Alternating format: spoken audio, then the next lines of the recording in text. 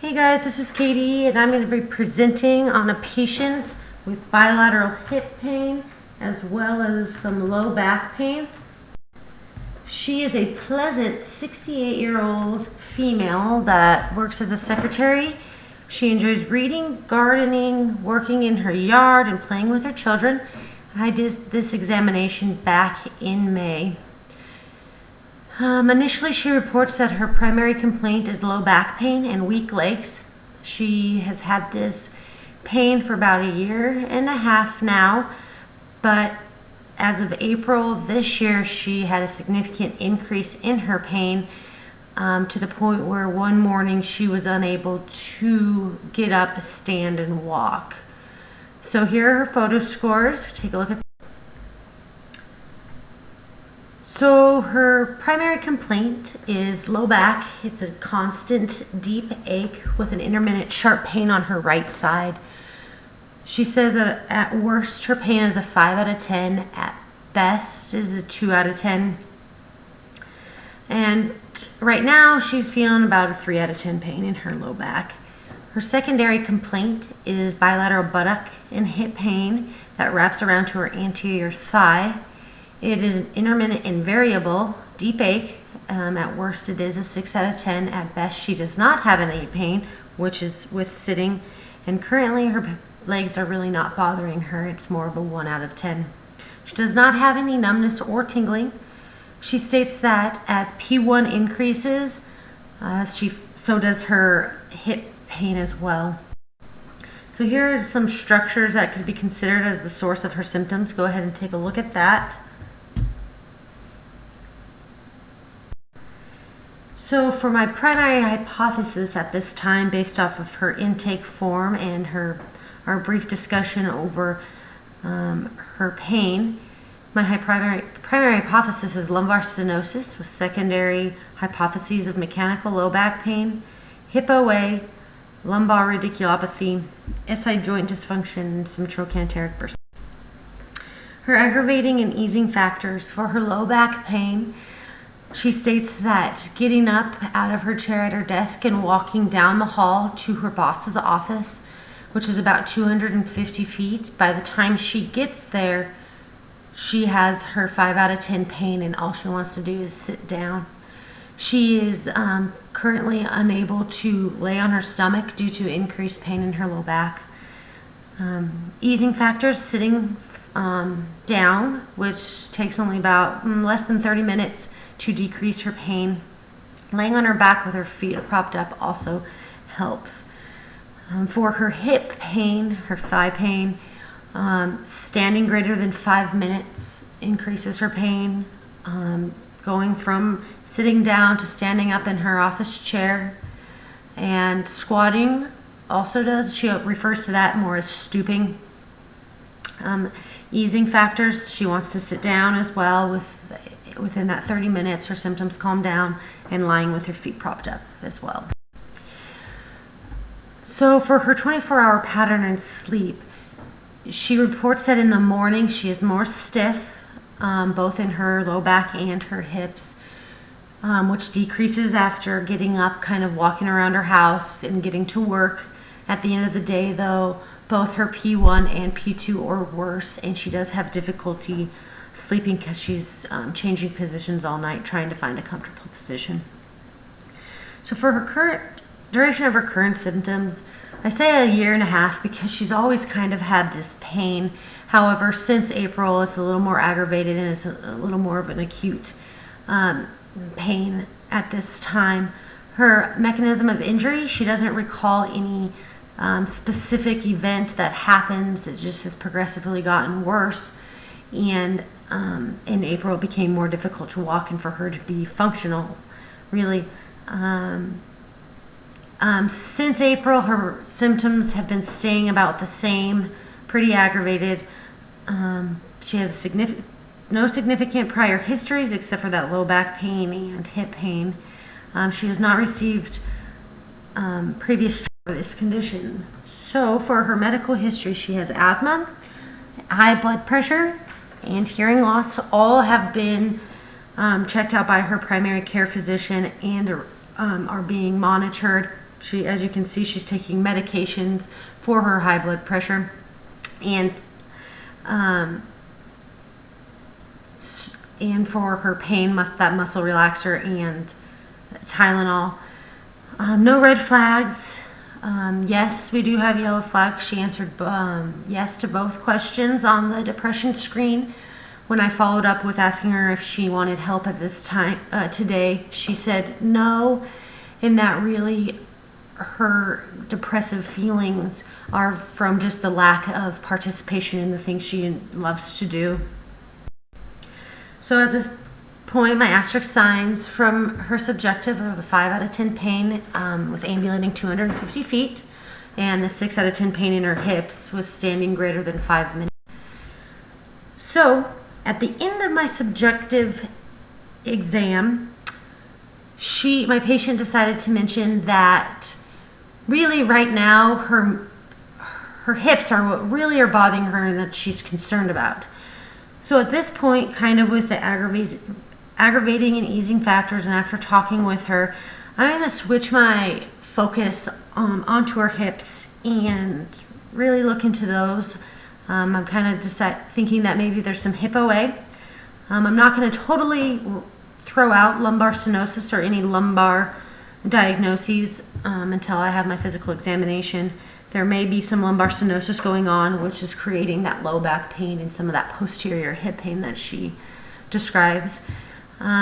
So with my initial hypotheses, musculoskeletal, I'm unable to rule them out completely because I have not performed my physical examination.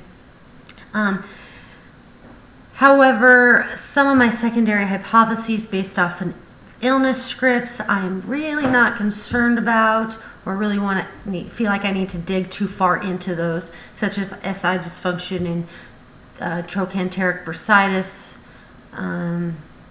as much. Non-musculoskeletal, based off of her intake form and kind of talking with her, I don't believe she has any kidney infections or UTIs. No vertebral body fractures or hip fractures based off no mechanism of injury, or really any significant pain with her onset of pain. So for her CENs, moderate severity based off her 5 out of 10 pain rating of her low back and 6 out of 10 rating of her hip pain coming on after the brief walking of 250 feet and the greater than 5 minutes of standing. She has discomfort at night and wakes due to pain. She is unable to lay on her stomach, but she's a tough lady and she completes all her ADLs as necessary, and she is able to perform all activities required of her job. So her moderate irritability, P1 and P2, do increase quickly. However, they decrease within 30 minutes of sitting. Nature, musculoskeletal, underlying chronic condition with kind of an acute flare-up, and her symptoms are staying the same right now. Stable, and her asterisk signs are reproducible. As of right now, since I've changed my hypothesis, I'm going to refer to P1 as her hip pain and P2 as her low back pain. Kind of just to confuse you guys a little bit, but also I will keep reminding you through that just to make sure you're listening in. So for my physical examination, I am going to want to perform a lumbar screen, lumbar active range of motion, slump test, straight leg raise, hip passive range of motion, scour test, and lumbar PAs based off of Altman's criteria and hip OA CPR. So these are some primary tests that I'm going to want to help differentiate between low back and hip pain. I am not going to defer any tests today due to her irritability is not. Precautions, I'm just going to want to monitor her depression throughout treatment. Make sure it's not getting any worse. postural observation in standing. She has significant hip flexion with an increased lumbar lordosis. That kind of looks as like a compensation for her decreased hip extension. I was able to clear bilateral knees and ankles. Her neurological examination is within normal limits. Lumbar range of motion. With right side bending and lumbar extension, I did get pain reproduction of her low back. Since it was not a significant increase in her low back pain, I did take her into right quadrant testing, and at about 75% of her motion, I was able to reproduce her low back pain, and then she described an increase in her posterior hip and buttock pain with that motion. Her hip range of motion, you guys, was crazy. Hip extension was lacking -15 on the right and -25 degrees on the left. No pain, just a capsular feel to that. Flexion was 90. I was able to bring her up to 90 degrees, but that increased her anterior and lateral hip pain. Internal and external were both limited bilaterally. Once again, it was resistance before pain. Palpation. She had significant tenderness over bilateral hip flexors. Segmental, I was able to get her on her stomach with a very thick pillow under her hips. She had lumbar hypomobility, and she reported pain in her low back, as well as symptoms down into her buttock and hips, with palpation over L4, L5 levels. Manual muscle testing, bilateral hip flexors, 4 out of 5, and they did reproduce her low back pain. Hip abduction, left was weaker than the right, as you can see there. Muscle length, as I mentioned before, I had to use a thick pillow underneath her hips to even get her in that position, so due to her hip flexor tightness. As I was trying to teach her a drawing for her transverse abdominis, she was unable to hold it for greater than 5 seconds. Special tests. She had positive scours. Bilaterally, that they reproduced her hip pain, and when I asked her to specifically show me where that pain was, she kind of grabbed and cupped her hip kind of in that C shape and said that's where it was hurting the most, on the left side more than the right. She had a negative straight leg raise and a negative slump. So right now I'm going to stick with my primary hypothesis of bilateral hip OA. With there may be some underlying lumbar stenosis that is causing that low back pain as well. But really, I'm going to focus on getting her hips moving a little better, mobilizing those joints to hopefully increase that motion, which will decrease her low back pain just by having less stress on it. There. So here are my historical and physical asterisk signs that I will be using later during my treatment. Prognosis. I will expect her to return to her previous level of functioning of gardening and playing with her grandbabies within 6 to 8 weeks, but hopefully pain-free.